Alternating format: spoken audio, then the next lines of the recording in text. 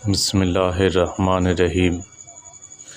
حضرت عدی بن حاتم رضی اللہ تعالیٰ عنہ کہتے ہیں، میں نے عرض کیا، اللہ کے رسول، میں اپنا کتا چھوڑتا اور شکار کو پات لیتا ہوں، میں پھر کوئی ایسی چیز نہیں پاتا جس سے میں ذبح کروں، تو کیا میں دھاردار پتھر اور لکڑی سے ذبح کر سکتا ہوں؟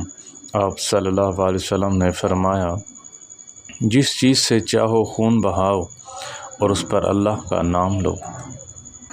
حضرت محمد بن سفیان رضی اللہ تعالیٰ عنہ سے روایت ہے کہ انہوں نے 2 خرگوش ملے اور انہیں کوئی لوہا نہ ملا جس سے وہ انہیں ذبح کرتے، تو انہیں پتھر سے ذبح کر دیا۔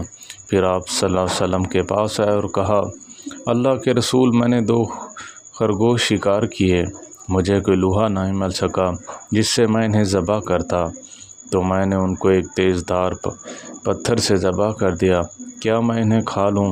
آپ صلی اللہ علیہ وسلم نے فرمایا، کھاؤ۔ حضرت شداد بن اوس رضی اللہ تعالیٰ عنہ کہتے ہیں، میں نے رسول اللہ صلی اللہ علیہ وسلم سے 2 باتیں یاد کی ہیں۔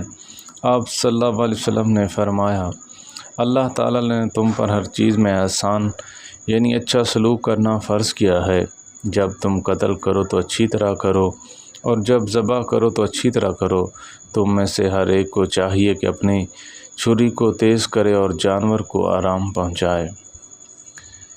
حضرت انس بن مالک رضی اللہ تعالیٰ عنہ فرماتے ہیں، رسول اللہ صلی اللہ علیہ وسلم 2 چتکبرے سینگ دار مینڈھے ذبح کرتے اور آپ بسم اللہ الرحمن الرحیم پڑھتے اور تکبیر بلند کرتے۔ میں نے آپ کو دیکھا، آپ اپنے ہاتھ سے انہیں ذبح کر رہے ہیں اور آپ کا پیران ان کے گردن کے پہلو پر ہے۔ حضرت انس رضی اللہ تعالیٰ عنہ کہتے ہیں، میں نے نبی کریم صلی اللہ علیہ وسلم کو دیکھا، آپ اپنے ہاتھ سے 2 سینگ دار اور چتکبرے مینڈھے ذبح فرماتے اور آپ ان کی گردن پہلو پر ہوتی اور آپ ذبح کرتے بسم اللہ اللہ اکبر کہہ رہے ہیں۔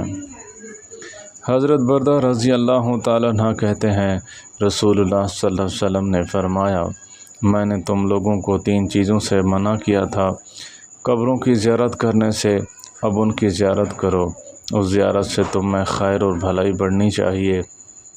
میں نے تمہیں 3 دن قربانی کا گوشت کھانے سے روکا تھا، لیکن اب کھاؤ اور جتنا چاہو روک کے رکھو۔